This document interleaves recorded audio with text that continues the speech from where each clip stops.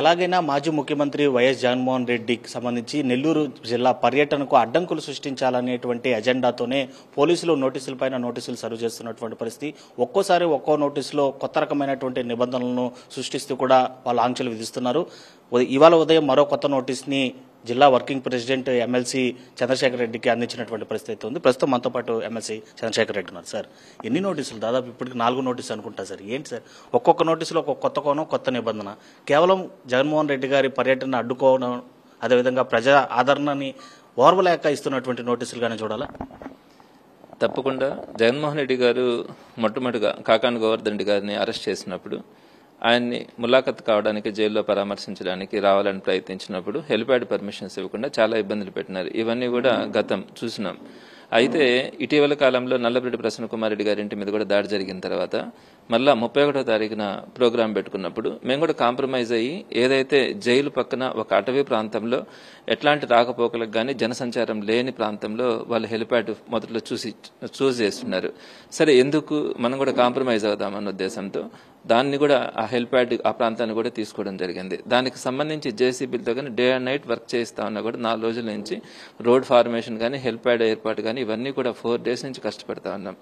సరే, ఇవన్నీ ఒక ఎత్తు అయితే ఈ జగన్మోహన్ రెడ్డి గారు వచ్చేటప్పుడు కొన్ని ఆంక్షలు పెట్టినారు. మొట్టమొదటిగా ఆ ఆంక్షలు ఏంటంటే జగన్మోహన్ రెడ్డి గారితో పాటు కేవలం 3 వెహికల్స్ మాత్రమే రన్ కావాలని, అదేవిధంగా హెలిప్యాడ్లో దిగిన తర్వాత కానీ జైలు దగ్గర కానీ కేవలం 10 మంది మాత్రమే జగన్మోహన్ రెడ్డి గారితో ఉండాలా అని.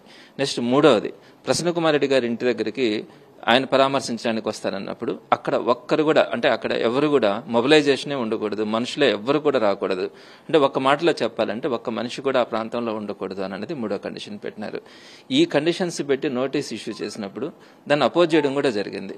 అయితే వాళ్ళు ఎట్లాంటి పరిస్థితుల్లో కూడా ఈ 3 కండిషన్స్ని మీరు ఫాలో కావాల్సిందే అని చెప్పడం. ఆ తర్వాత ఇంకొక నోటీస్ ఇచ్చినారు. ఆ నోటీసులో ఒకవేళ 10 మంది కాకుండా అదనంగా కనుక మీతో పాటు మనుషులు కనుక్కుంటే పని అయితే ప్రతి 25 మందికి ఒక రెస్పాన్సిబుల్ పర్సన్ మీరు చూస్ చేసుకొని ఆ రెస్పాన్సిబుల్ పర్సన్ యొక్క పేరు కానీ ఫోన్ నెంబర్ కానీ వాళ్ళ యొక్క డీటెయిల్స్ అన్ని కూడా ఇవ్వాలన్నారు. ఎక్కడైనా ఇది సాధ్యమవుతుందా? అదేవిధంగా 3 కార్స్కి ఇచ్చినారు. అది కాకుండా కనుక ఏదైనా ఒక కారు ఉండే పని అయితే ఆ కారు నెంబర్ కానీ అదేవిధంగా డ్రైవర్ పేరు, డ్రైవింగ్ లైసెన్స్ వీటన్నింటినీ కూడా ఇవ్వమని కూడా చెప్పడం జరిగింది. సో ఇప్పుడు మనం ఒక భారతదేశంలో ఉన్నాం, ప్రజాస్వామ్య దేశం. అందులో ఆంధ్ర రాష్ట్రం, నెల్లూరు జిల్లా చాలా సెన్సిటివ్గా, చాలా సున్నితంగా ఉంటుంది. ఇలాంటి పరిస్థితుల్లో ఒక వ్యక్తి, ఒక లీడర్, ప్రజాదరణ కలిగినటువంటి ఒక లీడర్ నెల్లూరుకు వస్తా ఉన్నప్పుడు ఆయన్ని చూడడానికి కానీ ఆయనతో పోవడానికి కానీ కూడా ఆంక్షలు పెడతా ఉన్నామంటే మనం ఎలాంటి దేశంలో ఉన్నాం, ఏ విధంగా ఈ ప్రజాస్వామ్యం అని చెప్పుకోవాలన్నది ఒకటి. 2వ పాయింట్కి వచ్చేటప్పటికి రాత్రి నిన్న సాయంత్రం నుంచి కొత్తగా ఒక నోటీసులు ఇస్తా ఉన్నారు. ఈ నోటీసులు అయితే మరీ చాలా బాధాకరం. ఏంటంటే సుమారుగా నెల్లూరులో ఉన్నటువంటి ప్రతి లీడర్కి కూడా midnight 1 o'clock, నేను వాస్తవం చెప్తున్నాను, ఎక్కడ కూడా అంకి కూడా మాట కూడా పొరపాటు ఉండట్లేదు, అన్ని కూడా వాస్తవాలే చెప్తా ఉన్నాను. 1 గంట నుంచి తెల్లవారు 6 గంటల వరకు ప్రతి ఒక్క లీడర్కి కూడా నోటీసులు ఇష్యూ చేస్తున్నారు. ఆ నోటీసులు ఏంటంటే మీరు జగన్మోహన్ రెడ్డి గారు కార్యక్రమానికి మీరు ఎవరిని కూడా తీసుకెళ్లడం కానీ పోవడం కానీ మీతో పాటు ఏ ఒక్కరు కూడా వెళ్ళడం కూడా చేయకూడదానని. ఇంకొక విషయం కూడా చెప్తాను. మాకు ఇక్కడ 28 డివిజన్స్ నెల్లూరు సిటీ కాన్స్టిట్యున్సీలో ఉన్నాయి, 26 డివిజన్స్ రూరల్ కాన్స్టిట్యున్సీలో ఉన్నాయి. సో ఈ డివిజన్స్లో మహిళా లీడర్స్ కూడా 8th డివిజన్ కార్పొరేటర్ పేరు కూడా చెప్తా ఉన్నాను, కామాక్షమ్మ, రాత్రి 1:15 వాళ్ళ ఇంటి తలుపు తట్టి ఆమెకు నోటీస్ ఇవ్వడం కూడా జరిగింది. 1:15 ఒక మహిళా లీడర్కి సంబంధించి ఇంటికెళ్లి తలుపు కొట్టి ఏమంత మునిగిపోయిందా? ఎలా ఇస్తారండి? అర్ధరాత్రులు ఒక లేడీ ఉన్నప్పుడు లేడీ లీడర్స్ ఇళ్లకెళ్లి తలుపు కొట్టి ఈ పోలీసులు ఇష్యూ చేయాల్సిన పరిస్థితి ఏముంటుంది?